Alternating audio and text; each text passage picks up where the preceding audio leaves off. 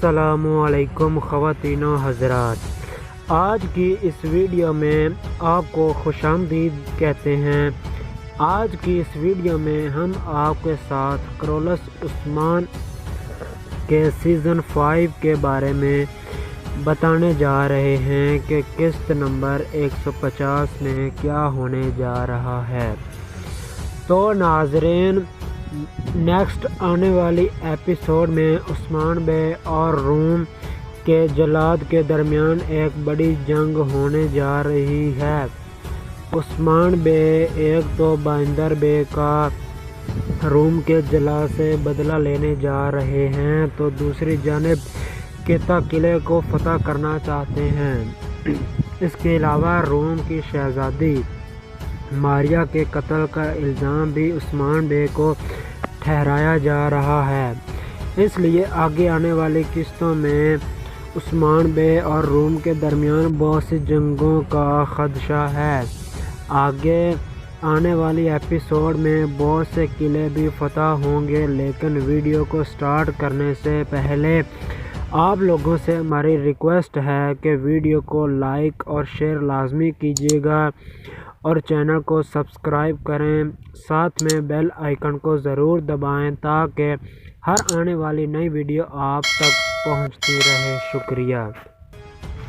عثمان بے نے ایپیسوڈ 150 میں جس طرح سے تاج الدین نویان کا سر قلم کیا، سب لوگ یہی سوچ رہے ہیں منگول سلطنت کا شہزادہ جو کہ اتنی طاقت کے باوجود اتنی جلدی کیسے مر سکتا ہے۔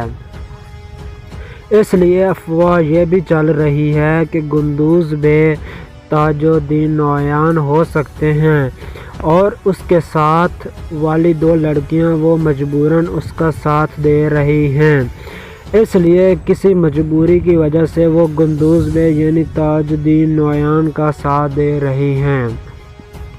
تو دوستو، ایسی بالکل بات نہیں ہے۔ عثمان بے نے اصل تاج الدین نویان کا واقعی میں سر قلم کر دیا ہے اور ان کا کردار کرولس عثمان سے ختم ہو چکا ہے، اور اس کے جتنے بھی سپاہی تھے ان کو بھی مار ڈالا گیا ہے۔ اگر ایسا ہوتا بھی تو جب الچم خاتون اور عائشہ خاتون جب اکیلے کھڑی ہوتی ہیں تو وہ ضرور نفرت انگیز قندوز بے کے خلاف بات کرتی ہیں، لیکن ایسا کچھ نہیں ہوا۔ دوستو، قندوز بے ہی ایک کائی سردار ہیں، لیکن قندوز بے کیسے آدمی ہیں اس پر تبصرہ کیا جا سکتا ہے۔ پچھلی ایپیسوڈ میں دیکھا جا رہا ہے آپ نے وہ اپنی بیٹی کو کیسے مجبور کر رہا ہے شادی کے لیے، اور اسی دوران اس نے اپنی بیٹی کو یہ بھی کہا ہے کہ وہ کبھی بھی عثمان بے کے نیچے کام نہیں کر سکتا، بلکہ ان کے برابر ہو کے کام کر سکتا ہے۔ یعنی قندوز بے کبھی بھی عثمان بے کا حکم نہیں ماننا چاہتے اور رشتہ داری اس لیے کرنا چاہتے ہیں تاکہ وہ اور عثمان بے برابر رہیں۔ یعنی یہاں پر قندوز بے عثمان بے کے نیچے کام نہیں کرنا چاہتے، بلکہ چاہتے ہیں کہ ان کا قد ان کے برابر رہے۔ ہر لحاظ سے اگر قندوز بے کی سوچ یہی رہی تو وہ آگے چل کر عثمان بے کے لیے سردرد ضرور بن سکتے ہیں، اور ممکن یہ بھی ہے کہ عثمان بے کے خلاف کوئی نہ کوئی سازش بھی کر دیں۔ لیکن الچم خاتون کے حوالے سے ہم آپ کو بتاتا چلیں کہ وہ کبھی بھی عثمان بے یا اورحان بے کو دھوکہ نہیں دے گی۔ بہرحال کرولس عثمان کی قسط نمبر 150 کے ٹریلر میں بھی آپ دیکھ سکتے ہیں کہ مرن خاتون نے الچم خاتون کو چپ کرانے کی کوشش کی ہے۔ یقیناً یہ وہی باتیں ہوں گی جو نفرت کی آگ کو بھڑکانے کے لیے چنگاری ثابت ہوں گی۔ ایپیسوڈ 150 میں اولیویا جو کہ ہولوفیرا کی خالہ ہے، وہ عثمان بے کے خلاف ایک بڑی چال چلنے جا رہی ہیں، جس سے اورحان اور ہولوفیرا کی شادی کے امکان مزید بڑھ جائیں گے۔ کیا عثمان بے ایپیسوڈ 150 میں قلعہ فتح کر پائیں گے؟ کیا اورحان بے روم کے جلاد کے سپاہیوں کے ساتھ لڑائی لڑیں گے؟ عثمان بے اور گندوز بے کے تعلقات کیوں خراب ہو جائیں گے؟ یہ عثمان بے کی کوئی چال بھی ہو سکتی ہے دشمن کو شکست دینے کے لیے۔ دوستو، کیا آپ جانتے ہیں کرولس عثمان کی قسط نمبر 150 میں عثمان بے ایسے نظر آئے جیسا کہ ہم ارطغرل غازی دیکھ رہے ہوں۔ عثمان بے کا سلو موشن میں چلنا ایکٹنگ سکل اور کرولس عثمان کی ٹیم کی طرف سے دکھانا ایک اہم چیز تھی۔ جس طرح سے عثمان بے کے پیچھے بیک گراؤنڈ میوزک لگایا گیا، اس لیے واقعی میں ایسا لگتا تھا کہ جیسے ارطغرل غازی کے بننے والا ڈرامہ ہی کرولس عثمان ہے۔ 149 ایپیسوڈ میں ارطغرل غازی کی جھلک نظر آئی۔ کیا ایسا آپ لوگوں کو بھی نظر آیا؟ کمنٹ سیکشن میں ضرور بتائیے گا۔ یہ سب اسی لیے ہوا ہے کیونکہ اس میں ارطغرل غازی کے رائٹر کی واپسی ہوئی ہے۔ آپ دیکھ سکتے ہیں کہ کس طرح سے واپس پھر سے کرولس عثمان کی کہانی کو پھر سے بیزنطین کی طرف موڑ دیا گیا ہے، اور عمران تیغن نے آتے ہی بڑی کامیابیاں حاصل کی ہیں، جس میں بائندر بے اور کارا علی کی شہادت بھی ہے۔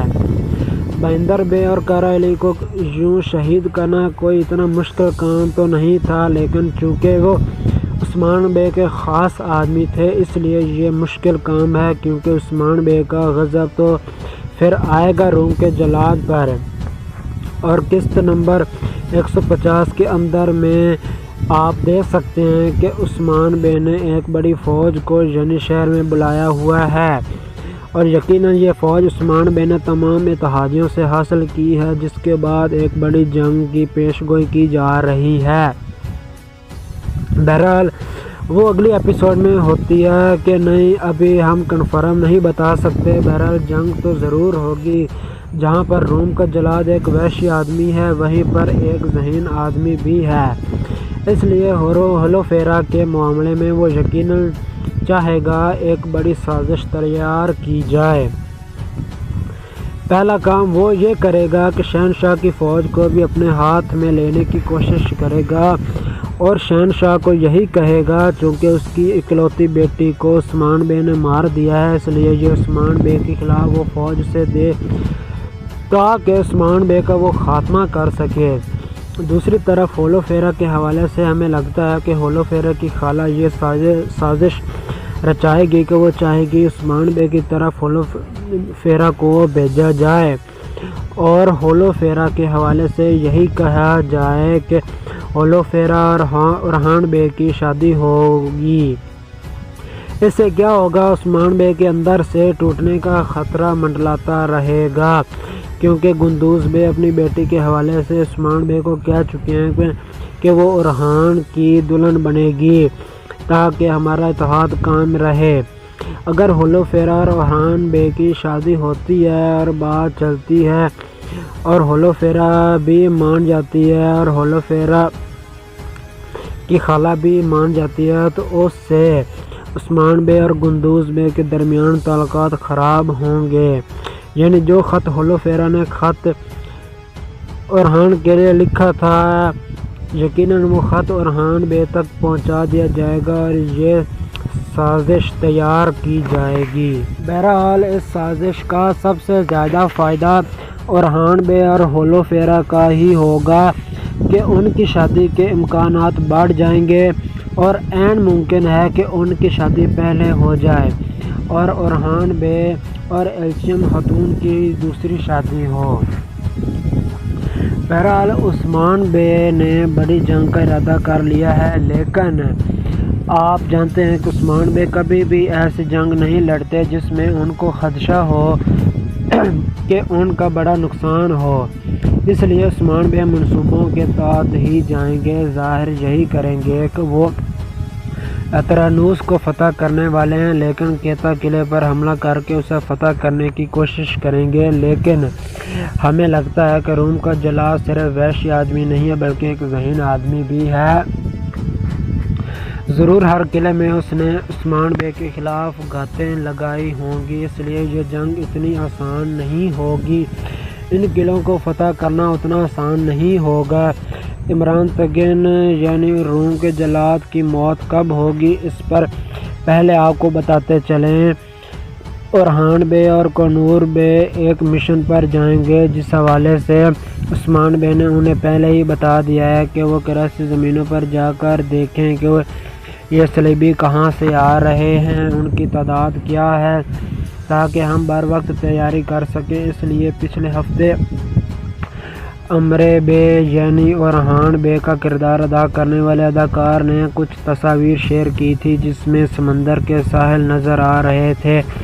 یقیناً وہاں کوئی شوٹنگ ہوئی ہے اور امید کی جا رہی ہے کہ چھوٹی موٹی جنگ ہو سکتی ہے سمندر کے کنارے بھی۔ تو بہرحال سمندر کی جنگ محمد بزدار کے حوالے سے اگر دیکھا جائے تو وہ اتنی اچھی فلمائی نہیں جاتی اور ہمیں یقین ہے کہ یہ بڑی جنگ سمندر میں تو نہیں ہوگی، کیونکہ عثمان بے نے جتنی بھی جنگی تیاری کی ہیں وہ قلعوں کے خلاف کی ہیں، اور جتنے بھی قلعے ہیں وہ خشکی پر ہیں، نہ کہ سمندر پر۔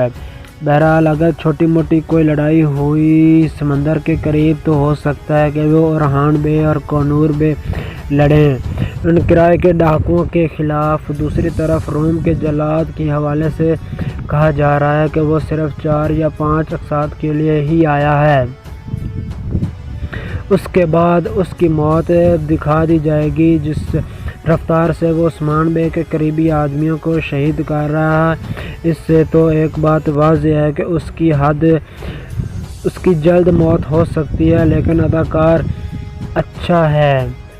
ہمارا ذاتی تجزیہ ہے کہ اسے چونکہ پسند کیا جا رہا ہے، اس لیے کچھ ایک ساتھ تو ہو سکتا ہے لانگ ٹائم چلے۔ اب تمام آنے والی ایپیسوڈ میں ہو سکتا ہے منگولوں کا ان میں ذکر نہ ہو، اگر ہوا بھی تو آخری ایپیسوڈ میں ہوگا، کیونکہ عثمان بے اس وقت تمام بڑے منگول شہزادوں اور کمانداروں کو شکست دے چکے ہیں اور ساتھ ساتھ ان کے سر بھی قلم کر چکے ہیں۔ اگر بات کی جائے منگولوں کی تو منگول آخری ایپیسوڈ میں آ سکتے ہیں۔ عثمان بے تب ایک سلطان نہیں کہلائیں گے جب تک کوئی بڑی جنگ سے فتح یاب نہیں ہو جاتے، اس لیے آگے یا تو روم کے ساتھ ایک بڑی جنگ ہوگی، نہیں تو منگولوں کے ساتھ ہوگی، اس کے بعد ہی سلطنت عثمانیہ قائم ہو۔